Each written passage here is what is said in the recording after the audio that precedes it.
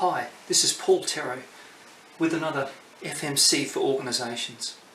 Frameworks, models and concepts.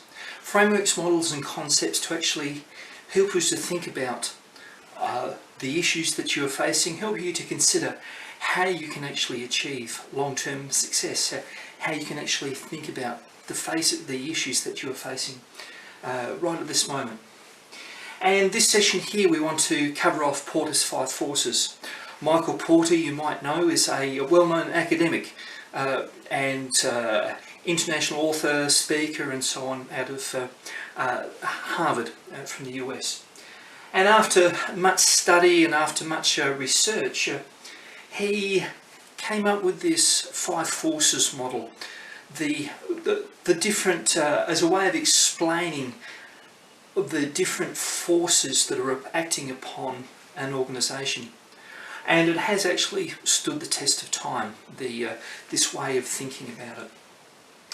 So let's get into it. Porter's 5 forces. The S stands for suppliers. What are the threats? What are the forces? What are the influences that suppliers have on your organisation? For example, let's think of a pizza shop, the local corner pizza shop. Who are the suppliers? Well, yes, there's the dough, the flour, there's the soft drinks, but there's also the electricity provider, there's also the landlord. So what are the influences that those suppliers have on the competitive strategies, actually have on the operational health of that local pizza shop? The second is buyers.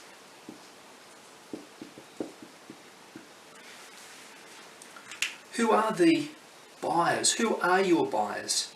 Who are the buyers of that organisation that you're thinking about? And what are the range of influences? What are the forces that they have upon you? Are they price sensitive? The range of products that you have, and so on and so forth, and you drill right down into that. The third force is new entrants.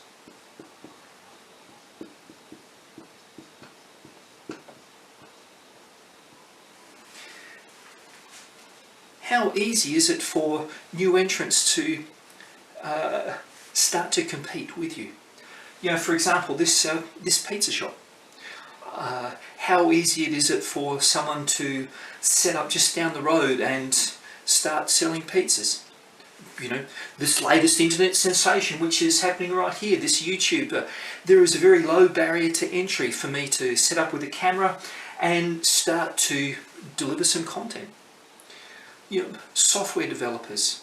However, you know, if you wanted to set up a competing airline to one of the incumbents, there's quite a large barrier to entry there. So thinking about what industry you are in, whereabouts you are, what are the forces, what are the influences, how easy is it for new entrants to come in? The second S here is substitutes.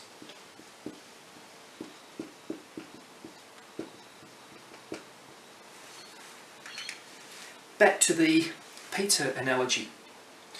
Substitute products. If you think of a pizza as a takeaway food item, what are other takeaway food items that someone can buy? It might be sushi, it might be fish and chips, it might be hamburgers. So the products, the services, the goods and services that you provide, what are these substitutes? How easy can people look for, can your buyers look for substitutes? And the fifth one here is rivalry.